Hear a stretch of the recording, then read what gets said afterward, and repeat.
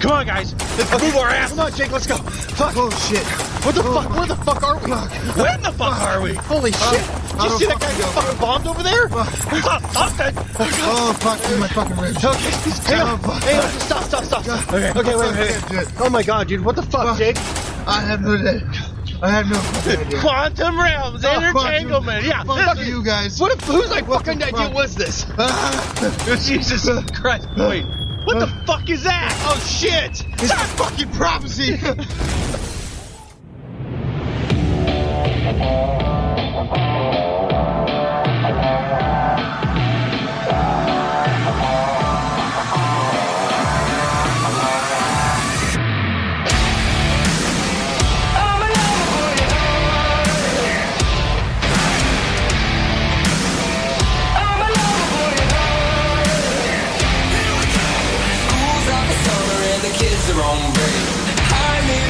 Can't look at his face. I step up closer to the edge of her waist.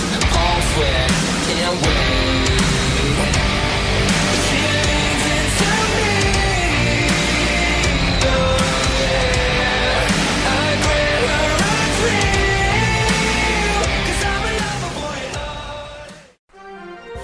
boy. And now, coming at you live from the Shit by the Fire studios, with your hosts, Just Jake on sports, Chan the Reptile Man on scene, and I'm your primary guy, Danger Dad. Check us out. Oops. So, Jake, sports? All right. Well, so far the Cardinals have played the New England Hobbits, and the Hobbits have come up short. Well, thank you very much, Jake. Oh yeah. So far they tried the hardest. Oh wow. Right. Oh, awesome. And Reptile Man Chan is on scene. Reptile Man Chan, what's going on? Well, it's dark. It is wet. I dropped my churro, and something ate it, and now it's following me, and it doesn't want to leave me alone. I want to come home. Mm-hmm. Go on. Now, I'm pretty sure it's some sort of a serpent. I felt it. Why am I even here? It's a 14-hour flight. The hotel's like 8 hours away. That sounds terrible. Was anybody else affected? Me! Uh-huh. I want to come home. This is ridiculous. I'm not a weatherman. I have a degree. Well, that's nice. We'll be back to see you at 10 p.m. 10 p.m. Fuck you! for a follow-up. No! Thanks, Reptile Man Chan. And that concludes this evening's for Shit by the Fire Action News. Yeah. Oh, oop.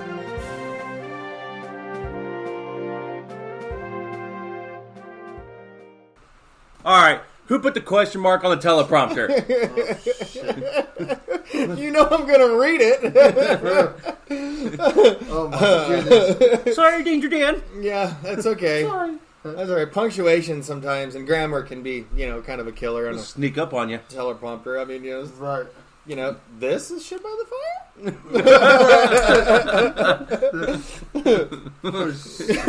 Oops.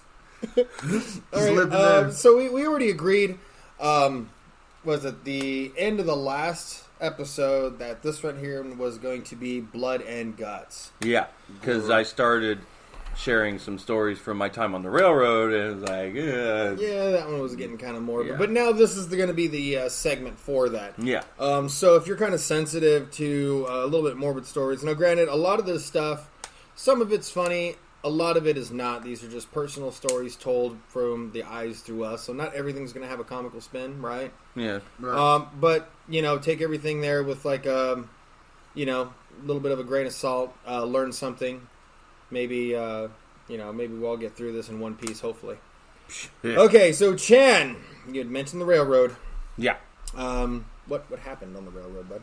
Well, I was with a company, and at this time we were in the rail yard putting all of our equipment away. And while we were there, normally you'll hear rail cars as the knuckles on them, they'll lock together, so they'll just make this big sound. Mm-hmm. Well, it was nothing new. But then, while we were finishing loading up, hear this and then you hear a scream, and I look back, and one of their yard hands had gotten locked in between the two knuckles of the cars. Whoa. Oh my god. And so he's just flailing around, and of course, originally, it's just insane to see because all you see is his upper body and the rest just in between.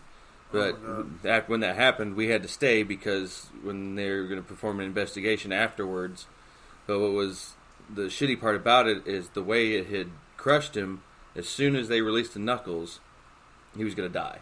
Right. A medic came out and was checking him over and everything. So they laid a tarp over his lower body, his lower half, and then they had contacted his loved ones to come out and come see him and essentially say goodbye. Say goodbye. So how long do you think he would have lived had they just left him a little while longer? It must have been an excruciating I would pain. think the shock alone would probably, at some point, maybe last another hour and a half, maybe. I don't know, because I don't know how that works. I just know that's just something that the screams constantly ring in my head, and then just to see that, and then we had to stay, and because we had to give our reports, Right. But after it was just very emotional because they all know that this is the end, and there's no light at the end of that tunnel, right? And so after, and we had to stick around because the rail company's investigator still hadn't gotten there yet, so we had to stay while they undid everything. I mean, they had us go into one of the shelters and stuff and sit, but after seeing that, we had greenhorns that were shaken up, and of course I'm still processing it all because I mean I've had my time. I've seen death and other crazy stuff, but that one I just hadn't quite processed it all, so I was still kind of in that rail hand kind of mindset and just kind of seeing what was going on but not interpreting it. Mm-hmm. But then knowing that outside somebody's life was ending, it was just kind of fucked up because it's like, I shouldn't be here. Yeah. But it's just one of those parts of my past that it'll haunt me, but I can honestly say, Well, I mean, there's nothing that you could have done as an individual to, intervene in any way. I mean, industrial accidents of that caliber can and do happen. I mean, obviously, there's many accidents that are preventable, but, it's always in retrospect that you say, well, that was 100% preventable because, we don't really know what the hell that guy was doing or if whether or not he was he was probably, how long was he working there, do you know? No, I have no idea because, we never got close to the staff or anything, especially in the yard, because normally we're looked at like the black sheep because we're outside contractors. Right. But, okay. But yeah, stuff like that, man. I mean, I worked at this factory, and there was this really, really nice guy working in this area, the section next to mine. See, because I was in I was in heat treat, and he was in plating, and so I'd take the fork truck, I'd pick up these pallets, and I'd move them over to the next section. And every time I saw him, he'd have a big old smile on his face and waving. And this went on for like a month or so, and I was like, man, this guy's a really nice guy, and I chit-chatted with him before, just be like, hey, here's some paperwork, blah, blah, blah. It was usually one-sided conversation because I was always so busy. And then one day I was like, you know what? Today's the day. I'm going to go over there. I'm going to shake the man's hand, tell him my name, and get to meet him and get to know him a little bit. But he didn't show up for work that day. I thought that was weird, right? And then okay, well, wow. And then the next night, no happy smiling guy, and I was like, well, this is really weird. So I went over to his first line supervisor, and I was like, hey, what happened to the happy guy over here, man? Where's he at? And he goes, when he was on his way to work, he was in a car accident, and what happened was he got rear-ended, but the accident, it was just a fender bender. As it turns out, it was simply just a fender bender, no serious injury or anything like that. Right. He actually got out of his car, and they managed to say, hey, man, I'm sorry, whatever. They checked out the damage, and then not but just a minute or two after that, the guy had collapsed and went into cardiac arrest and was dead by the time the paramedics got there. Wow. What had happened is that he had a blood clot up top, and the jolt from the accident had shaken it loose, and it had taken the time from the jolt for him to get out of his car, take a look at the damage and all that stuff for it to get to his heart, and done. Wow. Dead. Wow, dude. Just dropped like a sack of potatoes. So, I mean, I have a bunch more stuff, but I wasn't trying to get all gruesome because I want to get into the bouncer stories. But like with stuff like that, if you see somebody, that you would like to get to know, or if you had known somebody, something like that, I think that it's probably important that you try to meet as many good people as possible, right? Yeah. Keep the good ones close, and push yourself away from the bad ones. Right. Ones that really don't fit into your lifestyle. Yeah. And life is entirely too short. If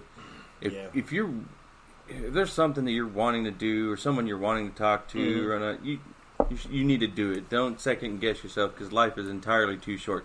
You don't know what's going to happen the next day. Yeah, I mean that's why I say be good to each other. I mean it sucks what happened to that guy over there on the railroad. Yeah. But like you can't unsee that stuff. The feel of how you feel at the time or whatever. I'm all too familiar with stuff like that. So, but I kind of just shake it off a little bit, just for the simple fact that if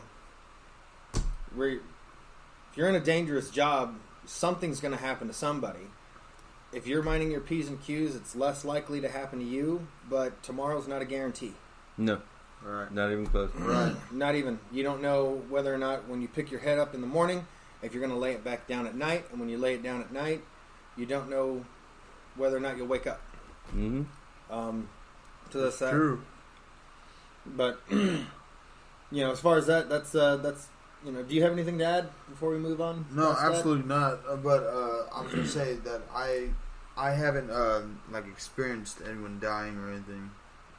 Yeah, like industrial accident wise or Right. anything like that. I mean, No on the job deaths or anything. Like when I look back, and I have definitely been involved in death a lot. Like I've been a pallbearer a total of 16 different times. Mm-hmm. I've witnessed people take their last breaths 3 times in my life, and I'm not gonna lie, I have a fear of death, and I have this odd thought process where I kind of just think of myself as being immortal. Right. It just kind of helps combat that fear, because it's bad. I go into panic attacks. Mm-hmm. Right. So by having this stupid mindset of thinking, I'm immortal, I'm not gonna, it helps keep that at bay, because it's a lot more damaging going through that thought process and whatnot. And but then, like, because of all the times I've encountered it, some people think that I seem very stone-like, but then others, the process takes longer. Like my mourning, I could mourn someone a year after it happens, just because I'm trying to be strong for other individuals, but also trying to keep my own fear at bay. So, I don't take my own time, but that's just a little insight, whatnot. But no, I mean, I think that kind of thought process is actually good for you, because number one, I go by I go by this saying, if it's stupid and it works, it's not stupid. that's good. You know what I mean? So, I mean, some people will think, well, that's stupid. Well, it works, Right. So how is it stupid? Exactly. So it's not stupid, because it does work. Yeah. And it works for you, which is the most important part of that. And death is not something like me personally. I'm more worried about, people who I'm going to leave behind. Not so much like my stuff, but just how they're going to feel, what they're going to think, or anything like that. What they're going to go through. Or what they're going to go through. Not being there, right? Yeah. And that's that's more or less like my biggest fear. I'm not really afraid to die, because I've faced it numerous times for a very long time. Actually, for a while there, it didn't look pretty. You came close quite a few times, especially in the war. Yeah. The war as a as a whole kind of puts a lot of things in perspective for you as an individual. I know a lot of my friends, from all of that, are actually doing pretty good right now. It seems like they appreciate a lot more. Yeah. Just having gone through it. you know. But like for me personally, though, I always look forward to every day, and I just try to make things better around me. Having said that, though, the reason why I got into bouncing at a Yes. yeah, the reason why I got into bouncing at a bar. Hang on, is that clock really doing that right now? Yep. Jeez. It's an awfully long chime. Okay. Chiming. Yeah. Yeah. Thanks for chiming in. Okay, so the reason I got into bouncing, it seemed like a really fun job. I had gone to this bar in the next town over from us, and it was a very popular bar. It was kind of on the outskirts of town, and it seemed like a lot of fun. But mostly, I was needing like a side job. I was needing some extra money, Yeah. and so I didn't really think it was going to be. Excuse me. I didn't really think it was going to be, you know, one, that hard of a job, but number two, Right. too technical. You just have to deal with drunk people. And of course there's fights, but very rarely do they try to fight the bouncers. They're more or less trying to fight each other. So there's a little bit of leeway with that. Yeah. Well, having said that, because most of the time you're kind of invisible as far as, you know, where they're sticking their aim at. So on numerous occasions have we gone through quite a bit of funny moments with people. Like we kick them out, throw them out.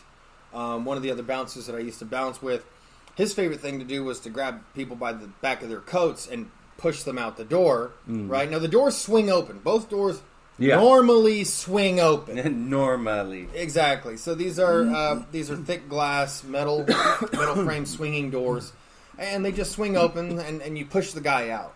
Right. Well, this time around, this guy had been warned twice. Not once, but twice, to keep his hands to himself and stop grabbing stranger women's asses. Right. Okay, stop doing it. You know what I mean? That's not how you act in public. Okay, well, he's been warned. He was warned once, and on the second time that somebody else reported him, it was time to remove him from the bar. So we took him over to the bartender.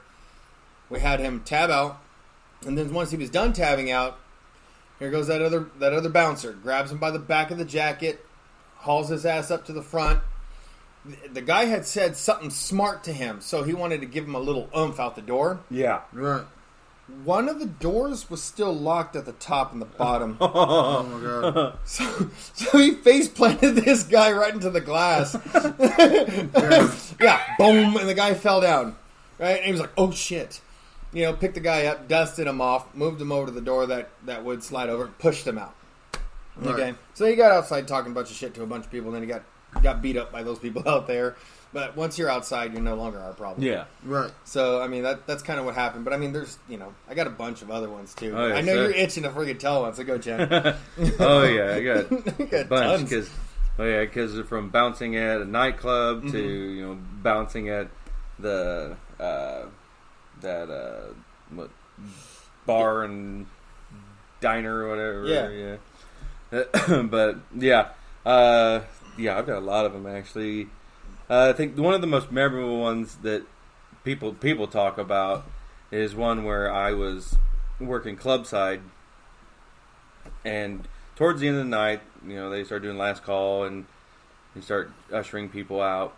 Well, there's one guy who's belligerent, and of course he was doing that whole trying to stay away from the door as far as possible because he wanted to try and stay and drink as much as he could. And one other guy was in that state where he wasn't leaving without starting something with somebody. Right. And so, of course, these two, they start getting into it, and I throw one out, and then I wrap the other one up, and I'm just holding him, and the more he keeps trying to fight me, the tighter I start to just put my arms around him, and I had him in a chokehold, but then just wound up making him pass out. Well, I'm still holding him. Still got him in that chokehold. And one of the other bouncers was like, "Chan, quit playing with him and throw him out." Right. Get your Well, shit done. I'm a literal person. Right. So when I hear throw him out, I'm like, okay, I'm going to throw him out. Well, I'd forgotten that as I wrapped my legs around his ankles to keep him in position. So when I went to throw him, his upper body went forward, but his legs stayed attached to mine. So he went face first into the ground so hard because he was unconscious. His face exploded on the concrete, and you just saw this massive bomb of blood just go. Ew. And so of course, so now I'm standing there and I'm seeing this, so I kick his feet out of the door, because once you're out of the door, you're not our problem. Right. Close the door, and then the owner was like, "All right, somebody come up here, get this guy off the sidewalk, bring a bucket of hot water and soap, clean this up, and somebody get Chandry to the back." So I had to go and sit at the back, and I was sitting there thinking, "Oh, great, I'm in trouble because it just made this guy's face explode on the concrete." And That's terrible. but instead, he holds a meeting and tells everyone, Chantry is very literal. So what you say to him, he will do. So it's like, next time you say throw somebody out, just tell him, hey, get him outside. Throw him out. He's going to want to throw him. Right. So from then on, words were chosen a little more carefully, especially because, as a bouncer, your give a fuck starts to run out of fuses. Yeah. Right. Especially towards the end of the night. Yeah, the end of the night. Yeah. Yeah. Especially last call. Last call, you want to get these drunks out. Yeah. They want to start, trying to give you problems or whatever. You're not really having it. Like me personally, I've never gotten overly physical with anybody. In that regards, like it was one-sided. You know what I mean? I've only been in a couple altercations where somebody was actually trying to get at me, or someone had done so, and then that's when I'd have to, lock them up. And throw them out essentially. But me, I've always tried to just I don't want to freaking touch you. I just want you to get the hell out. Right. Yeah. And that was always the big thing. And you don't have to use intimidation tactics. Normally, you have to try to use drunk logic, which is a very difficult thing to master. Yeah, Right. like the Especially whole when you're sober. hand on the shoulder. Hey, can I have a word with you? Yeah, and you hey, just have them follow me, and you follow them I outside. can't hear you very well. Can you come? Can you step outside? I need to talk to you. Mm-hmm. Oh yeah. You got a tab? No, you want to get that taken care of, dude? I got to talk to you outside. Yeah. All right, bye. Yep. Yeah. It's like, all right. Can't come back. Bye. Yeah, that was the thing. Because in the nightclub scene, fights were imminent. It was gonna happen. It just depended on whether you were going to get involved in it, or if you're going to let it settle itself. Mm-hmm. And then you had the bar restaurant kind of scene, and it's like it's a 50-50. You could either have one of the craziest mass fights you've ever had to deal with, Which I've seen. or you could have that simple one where it's like, hey, I want to talk to you, and then I once watched a DJ do a swan dive right off the stage, right into a gaggle of a fight. There was, there was like 20 people in the middle of the dance floor. All of it they were all gaggled fighting, dude. 20 people or more. Right. And mosh pitting, right? Yeah, no, Mosh not even fighting. close. Mosh fighting.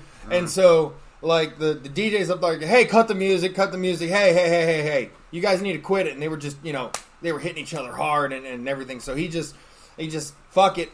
He swan dives off the fucking. As soon as he does that, all hell breaks loose, because every one of us in a red shirt, have to go to the freaking scene. Yeah. And I always hated that, because our attention cannot be divided. We can't be focused on one thing. You got to look behind you. And our primary job is de-escalation of a situation. Try to get it sorted out. I mean, I've actually had to revert to methods where I'm separating two people, two ends of the damn bar. I was like, okay, you see that chair, see that table right there, the tall one? Yeah. You're not allowed to go past that. You're not allowed to go past that. The second either of you do and I see you, you're getting walked out of here. Right. Okay? And you have, like I said, that's drunk logic. It's almost like talking to a bunch of really large 5-year-olds. Yeah, that's exactly what it is. Because, you're in timeout. Yeah, and being a parent, you know what I mean? And you just kick right into daddy mode and start dealing with the drunks. Yeah. Yep. And that's another thing, is being a dad, your temper for your children is very calm and collective. Mm-hmm. But when you're away from them, having to deal with other ignorant adults, right, that temper is nowhere to be found. Especially at the end of the night, because then it's like, look, I want to get home to my babies. Mm-hmm. You're preventing me from doing that because you're being an asshole. Right. So I'm going to make this as painful and as humiliating as possible. Because if you're going to keep me from my babies, I'm going to make sure you feel it tomorrow.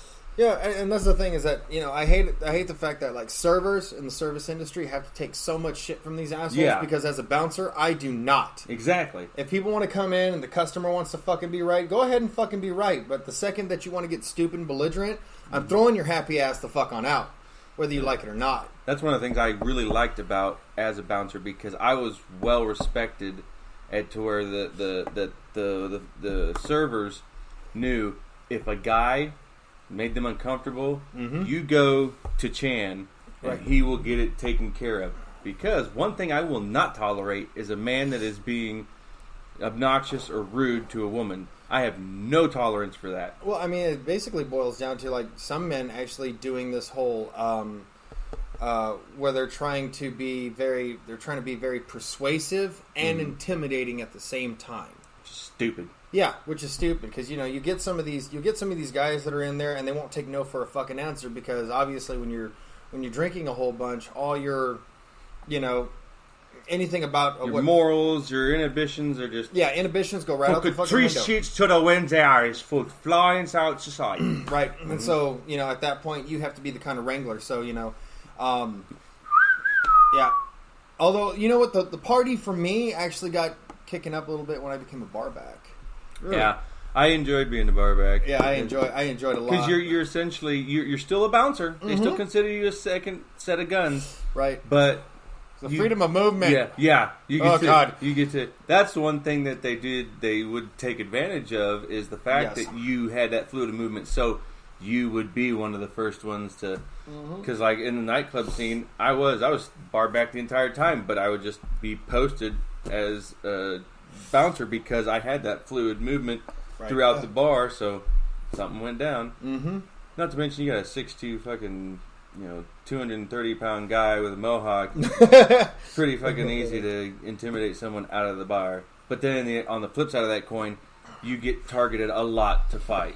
A lot of people do. A lot of people do target people of size. Like I'm 6'2", 250. Right, yeah. I'm not a small guy by any stretch of the imagination. I had somebody one time actually sucker punch me over the shoulder of this woman who was actually talking shit to another bouncer, and I was like, "Hey man, why don't you guys just take this outside?" And that's when he hit me. I didn't appreciate that none, and that's when I got in a fight in a parking lot with 4 people, and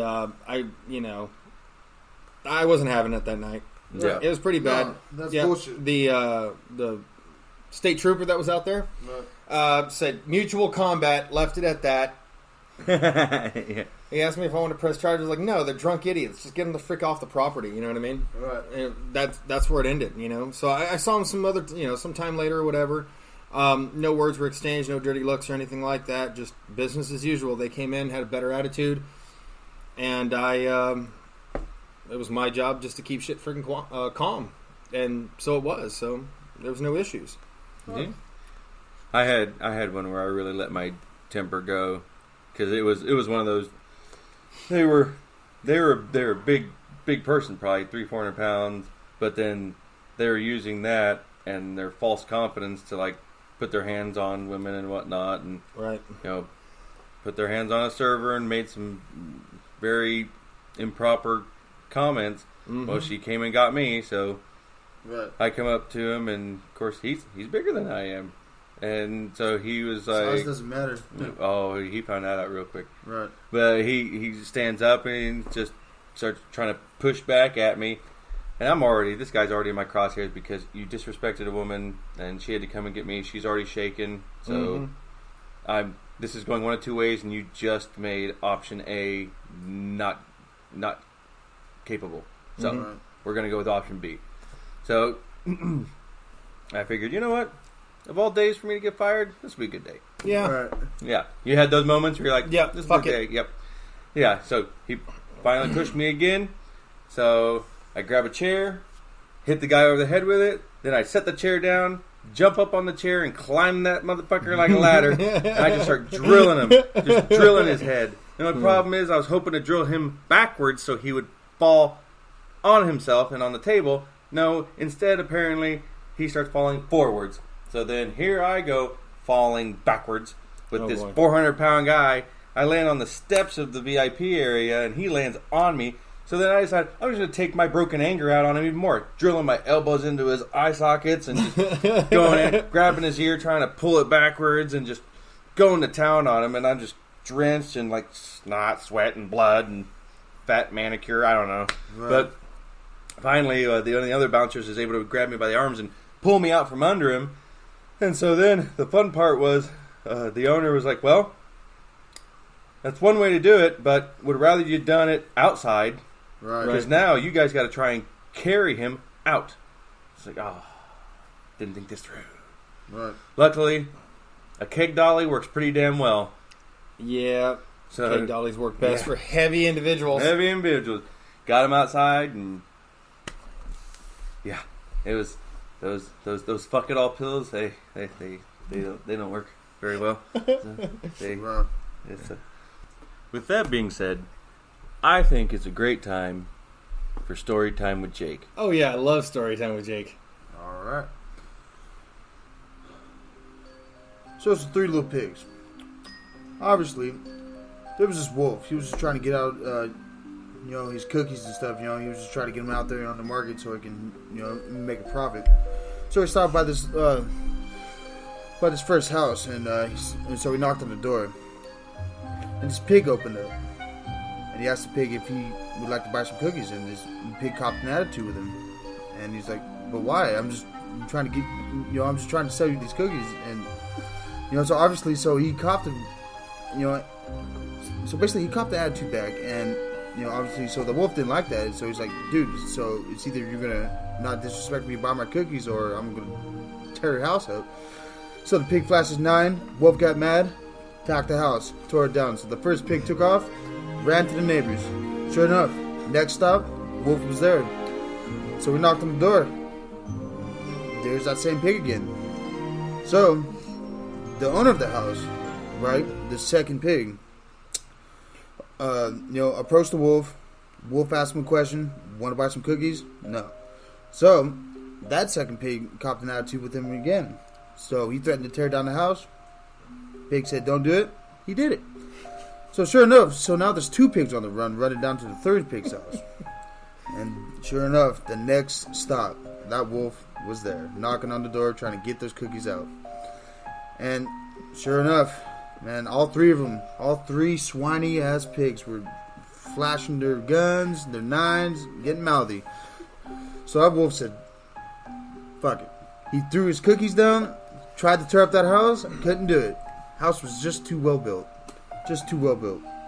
So, he did his best. So, Pigs just got all froggy. Shot him up a couple times. He's out there bleeding down in the middle of the road. That's pretty much what I got from that story.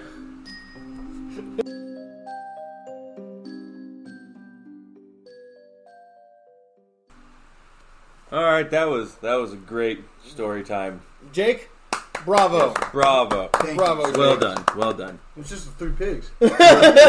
Yeah, it's still a good time.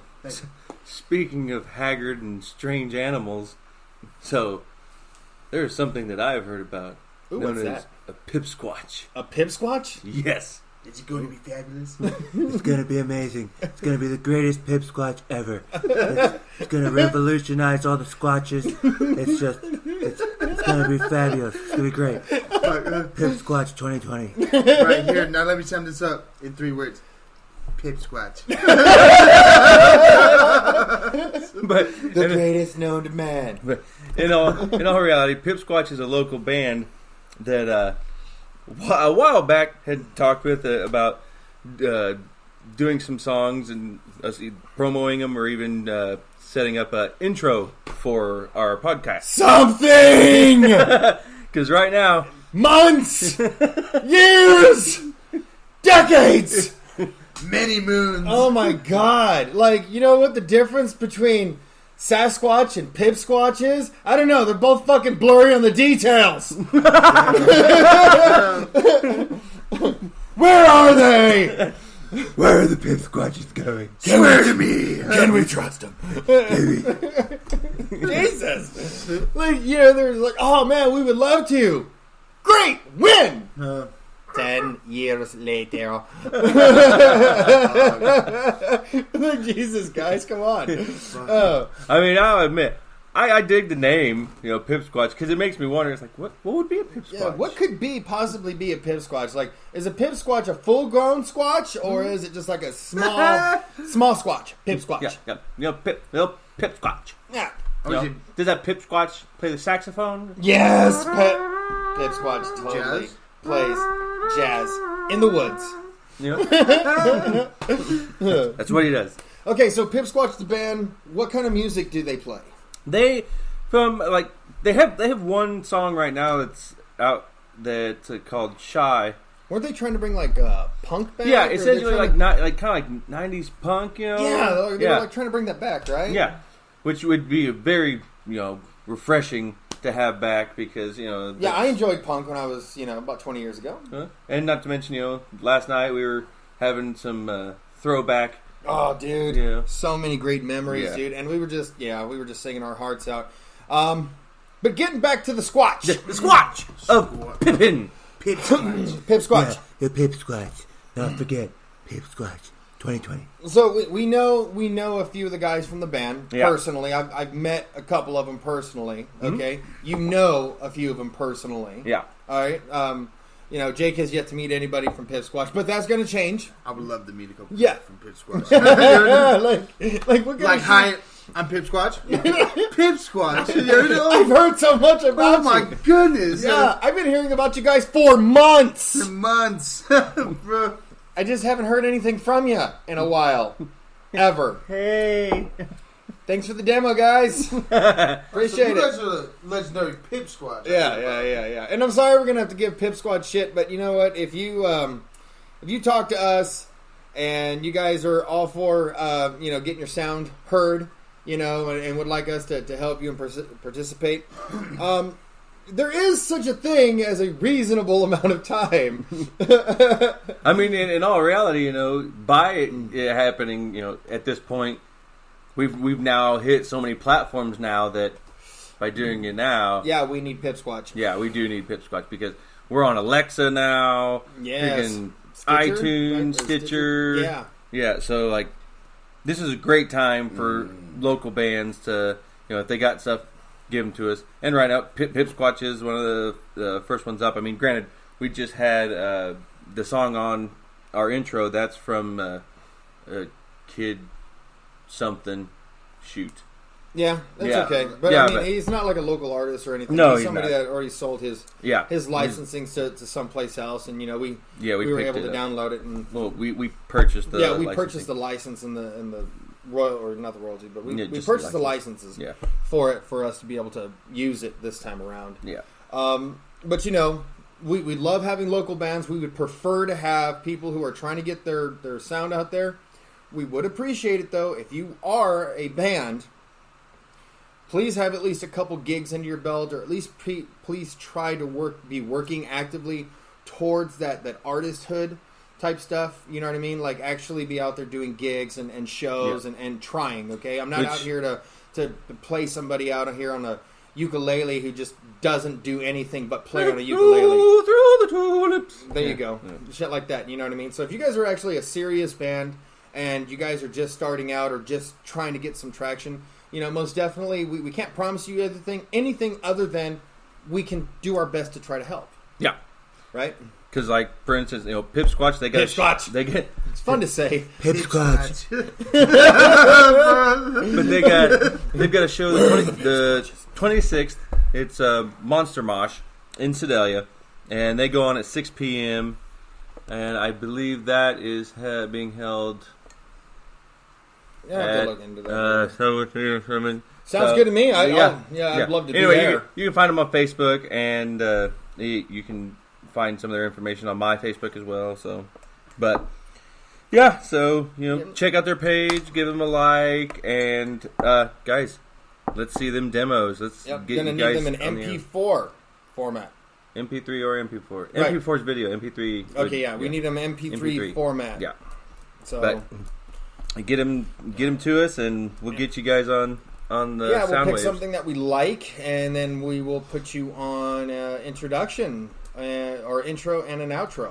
Yeah. Ooh. Yeah. Ooh. We'll get you Double guys in whammy there. for the Pip of Squatches. Yeah, it's like a gaggle of Pipsquatch.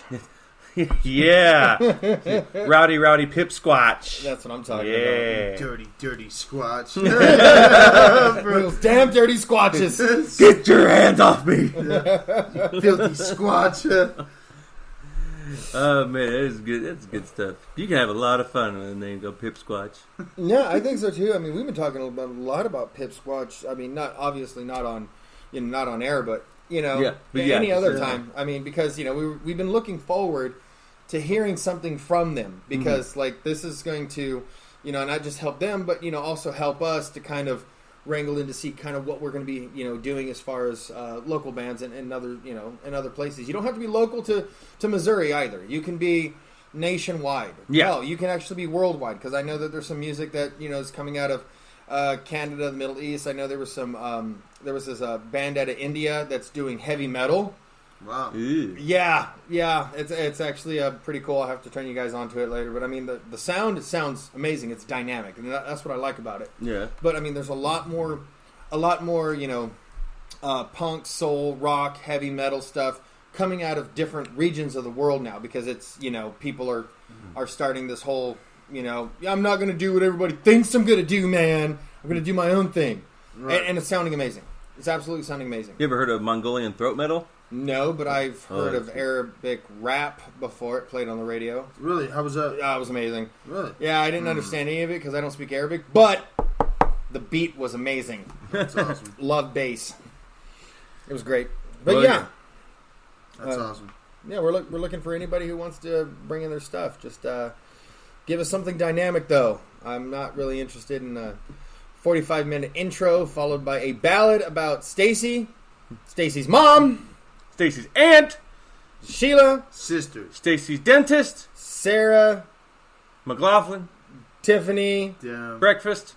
at her house, or Push one in the front yard. right, any Yeah. of that. None of that. I don't want none of that. What was that? I don't know. Okay, so anyway, Yep. yeah. So, I mean, okay, well, I mean that's it. That's all I got right now for Pipsquatch. Yeah, so Other squatches. so find the Pipsquatches on Facebook. Yeah, find them on Facebook. It'd be great. They're gonna have a It's show amazing. live and on the 26th. on the 26th, Monster Mosh in Sedalia, over in Yeah, at 6 p.m. it So, sounds like a great place to be. yeah, Yep, yeah, definitely. If I could find that on a map, I would go straight to definitely, it right now. right now, Right now. yeah. So, find them on Facebook. Might even have something on our page, but It's a PPS of So- squatches. Pippy Squatch Pippy. Pippi long scotches. Pippy Long Squatches. It's going to be So- amazing. Yeah? Squatchfoot. okay. And so, yeah, Pipsquatch will be at the Lantern House in Sedalia, Missouri, and that address is 21746 West US 50, Sedalia, Missouri. That is the 26th at Monster Mosh at the Lantern House. So, yeah, go ahead and check them out. Yeah. Pipsquatch. It's going to be So- amazing. Yeah? Squatchfoot. With that being said, y'all, hope you had yourselves a great time with our show. And as always, stay you, stay true, and we'll catch you on the flip side.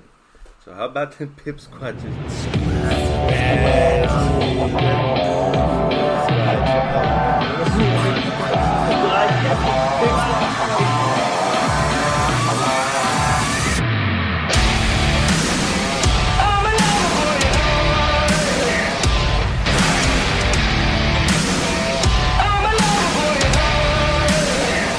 School's out for summer and the kids are on break.